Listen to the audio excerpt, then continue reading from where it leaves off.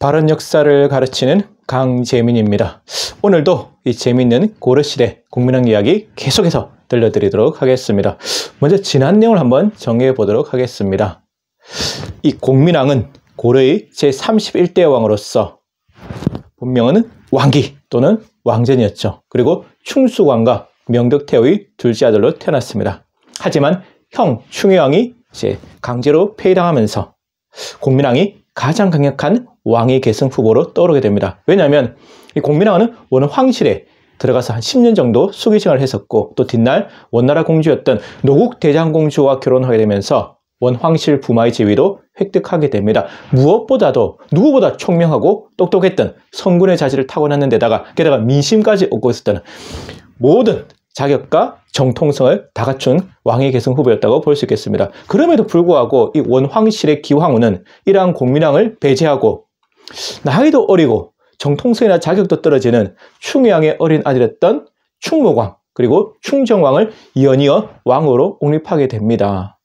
그러면서 공민왕이 삼수 끝에 굉장히 힘들게 이제 왕이 되게 되는데, 그럼 이 시점에서 왜 기황후가 공민왕을 이렇게 반대했느냐? 그때로 제가 말씀드렸다시피 찝찝함이죠. 불안했던 겁니다. 똑똑하고 유능했던 공민왕이 왕이 됐을 때 과연 내가 컨트롤할 수 있을까? 또 원황실의 반기를 들지 않을까라는 불안감이 분명히 있었을 겁니다. 그럼에도 불구하고 이 기황후는 1351년에 자신이 옹립했던 충정왕을 전격적으로 폐위시켜서 죽인 다음에 공민왕을 고려의 제31대 왕으로 즉위시키게 됩니다. 이것도 왜 그랬을까? 공민왕 말고는 다른 대안이 없었습니다. 즉 선택의 여지가 없었어요. 게다가 아마 설마라는 생각을 했을 겁니다. 아무리 공민왕이 똑똑하고 유능하다 하더라도 설마 나한테 반기를 들 수 있을까라는 생각을 했을 텐데, 그 설마가 사람을 잡습니다, 여러분. 정말 설마가 현실이 된 경우가 꽤 있거든요. 그래서 오늘은 이 기황후가 공민왕한테 제대로 뒤통수 맞는 이야기 말씀드리도록 하겠습니다. 어쨌든 이 공민왕은 정말 힘들게 삼수 끝에 고려의 제31대 왕으로 즉위하게 되고, 이 공민왕의 재기간이 제법 깁니다. 1351년에서 1374년까지 약 24년 동안 수많은 업적들을 남기게 되는데, 이 공민왕의 업적을 한마디로 요약하자면 그 핵심 키워드는 바로 반원, 자주, 개혁, 운동이다. 여러분 많이 들어보셨죠? 반원, 자주, 개혁, 운동.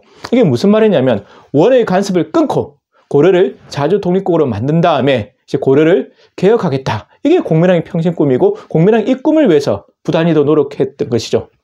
그래서 오늘은 이 공민왕이 반원자주개혁 운동의 칼을 뽑는 그 이야기를 말씀드리도록 하겠습니다. 먼저 공민왕이 왕이 된 다음에 자신의 나름대로의 국정 슬로건을 발표합니다. 그게 뭐냐면 바로 일국갱시예요. 일국갱시. 일국갱시는 한 나라를 새롭게 출발한다. 즉 한 나라를 새롭게 시작한다. 이 일국갱시라는 말 속에 이 공민왕의 꿈과 열정이 다 압축되어 있다. 이렇게 말씀드릴 수 있겠습니다. 그런데 얼마 안 돼서 뜻밖의 사건이 벌어지게 돼요. 바로 1352년에 일어났던 그 유명한 조일신의 난인데, 이 조일신의 난은 지금까지도 베일에 쌓여있고 좀 미스테리한 사건입니다. 먼저 이 조일신이 누구냐?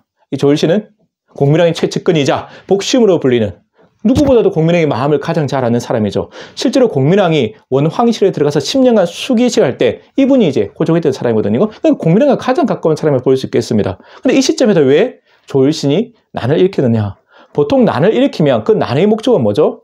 왕의 교체가 목적이지 않습니까? 근데 이 조일신의 난은 좀 독특합니다. 뭐냐면 왕의 교체가 목적이 아니고 기실파를 숙청한 것이 목적이었던 것이죠. 굉장히 독특하다. 그리고 처음에는 이 난이 성공한 것처럼 보입니다. 뭐 기원도 제거하는데 이 기실파의 저항, 거문세족의 저항이 만만치 않거든요. 그래서 결국 난이 실패할 상황에 이르게 되니까 공민왕이 전격적으로 또 이 조일신을 제거하게 됩니다. 그래서 우리는 여기서 과연 조일신의 난이 어떻게 일어났는지, 그리고 왜 이 시점에서 공민왕은 자신의 최측근이었던 조일신을 제거했는지 그 이유를 한번 알아봐야 되는데, 솔직히 사로상에는 잘 나오지 않습니다. 명확하지 않는데 우리가 유추해 볼 수는 있죠. 예를 들어서 조일신은 아까 말씀드린 대로 공민왕의 최측근으로서 공민왕의 마음을 누구보다 잘 알고 있는 사람이다. 그렇다면 이 조일신이 공민왕의 마음을 미리 읽고 스스로 움직였다 볼 수 있겠죠. 아, 우리 주군께서 공민왕이 기실파를 제거하고 싶은 건 사실이지 않습니까? 그래야만 반원자족의 운동도 할 수 있고 왕권도 강할 수 있으니까. 그러니까 그러한 공민왕의 마음을 읽고 조일신이 단독으로 스스로 움직였다. 이렇게 볼 수도 있고,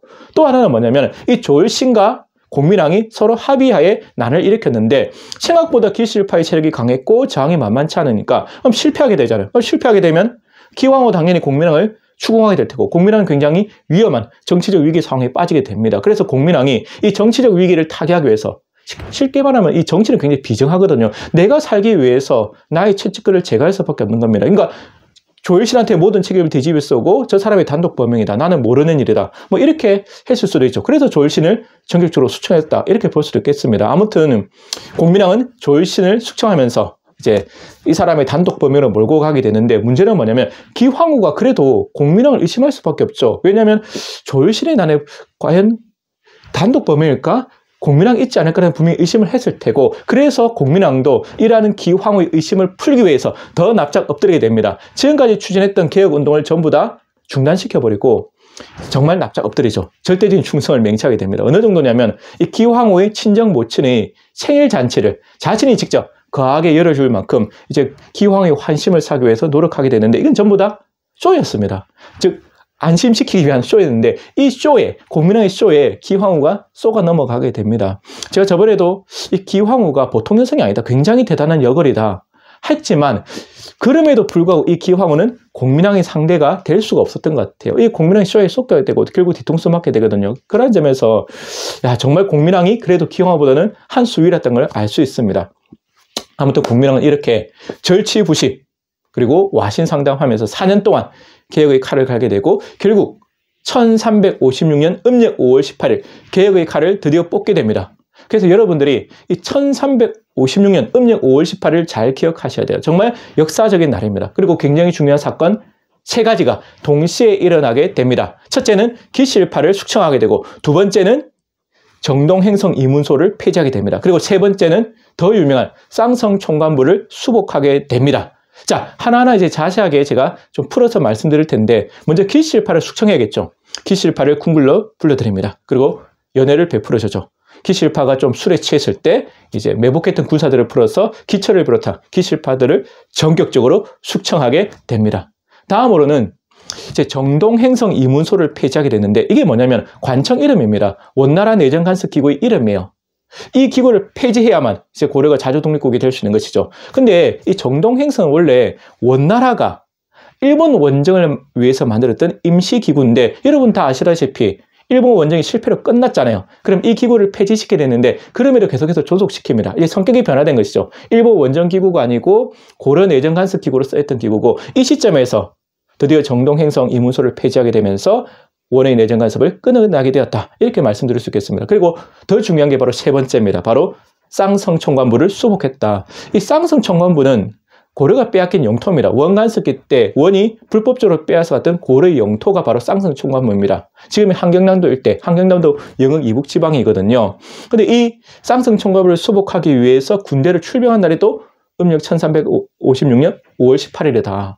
정말 대단한 날이지 않습니까? 왜냐하면 빼앗긴 영토를 찾아와야 고려가 완전한 자주독립국이 될 수 있고, 이 쌍성 총관부는 시험에도 굉장히 자주 나옵니다. 왜냐하면 우리나라 영토 확장 과정에서 굉장히 중요하거든요. 서해의 강동육주, 윤관의 동북구서, 그리고 공민왕의 쌍성 총관부 수복과 나중에 나오는 세종의 사군육진까지 별 5개 이상 정말 시험에 자주 나오는 부분입니다.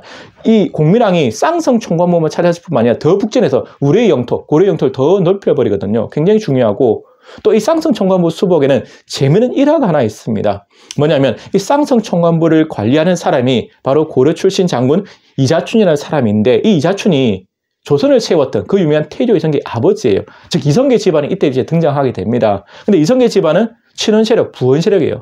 원나라에 빌붙어서 이제 솔직히 말하면 좀 기득권을 유지했던 한경도 토 세력인데, 이때 공민왕이 이자춘과 일종의 거래를 하게 됩니다. 물론 사로상에는 명확하게 나오지 않지만 이거는 분명한 게 뭐냐면, 쌍성 총관부를 공격하기 얼마 전에 이자춘을 개경으로 불러들여서 대화를 하게 되는데, 이때 아무래도 공민왕이 빅딜을 제시했겠죠. 아마 이런 내용이었을 거 추정됩니다.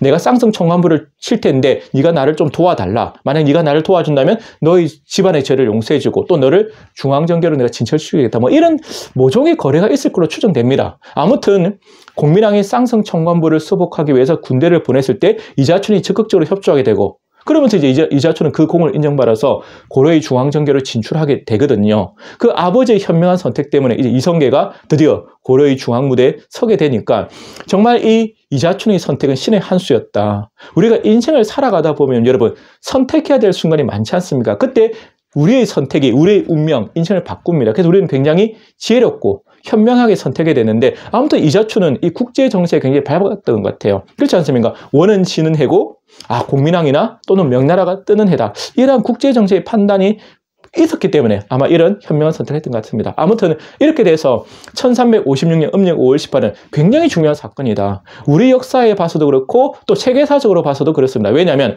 우리 역사적으로 봤을 때 이 공민왕이 드디어 원의 98년 동안 계속됐던 원의 간섭을 끊어내고 고려를 자주 독립국으로 만들었을 뿐만 아니라 이후에 수많은 개혁들을 잘 진행하게 되면서 조선으로의 왕조 교체가 순조롭게 이루어지게 되었다. 만약 공민왕이 원의 간섭을 제대로 끊어내지 못했다면 이 원 간섭이 더 길게 이어졌다면 조선으로의 왕조 교체는 순조롭지 못했을 것이다. 그래서 저는 이 조선 건국의 가장 중요한 디딤돌 이 밑바탕은 바로 공민왕이 이루었다고 봅니다. 이 공민왕이 보면 조선건국의 1등 공신입니다. 원의 간섭 끊어졌죠. 고려를 자주 독립국으로 만들었죠. 그 외에도 수많은 개혁들을 하면서 조선건국의 밑거름을 다 만들어줬거든요. 이런 점에서 우리나라 역사에서 굉장히 이 사건은 중요하다. 그리고 세계사적으로도 왜 중요하냐면 원과 가장 가까웠던 원의 부마국 위치에 있었던 이 고려가 원의 간섭을 끊어내고 원에게 반기를 들게 되면서 세계 대제국 원나라가 이제 서서히 무너지는 또한 결정적 계기가 되었다. 이러한 점에서 본다면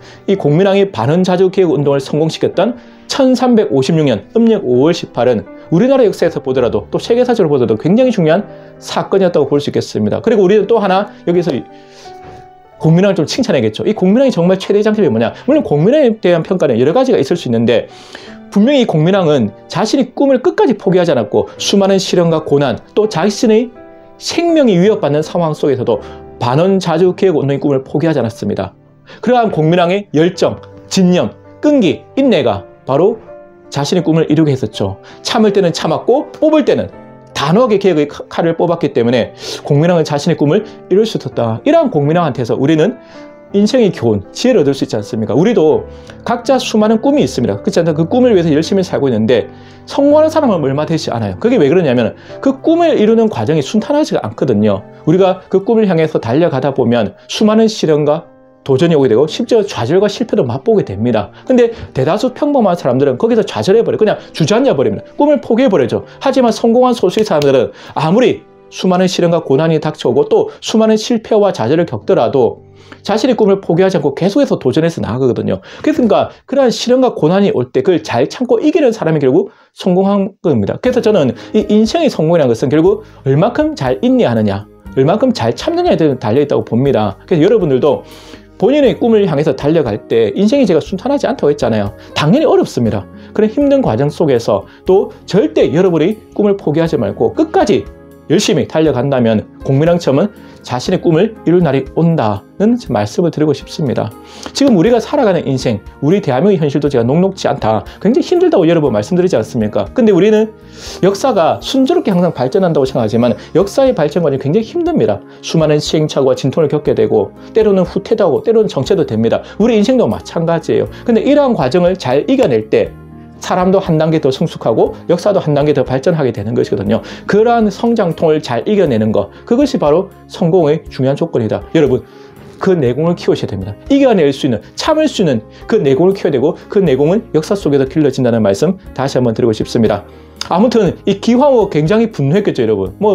제대로 뒤통수 맞았습니다. 그래서 이제 기황후의 또 복수국이 앞으로 펼쳐질 텐데 앞으로 펼쳐질 이 공민왕 이야기 또 기황후 얘기도 기대해 주십시오. 여러분 항상 건강하시고 행복하십시오. 지금까지 한국사 전문 강사 강재민이었습니다. 여러분 감사합니다.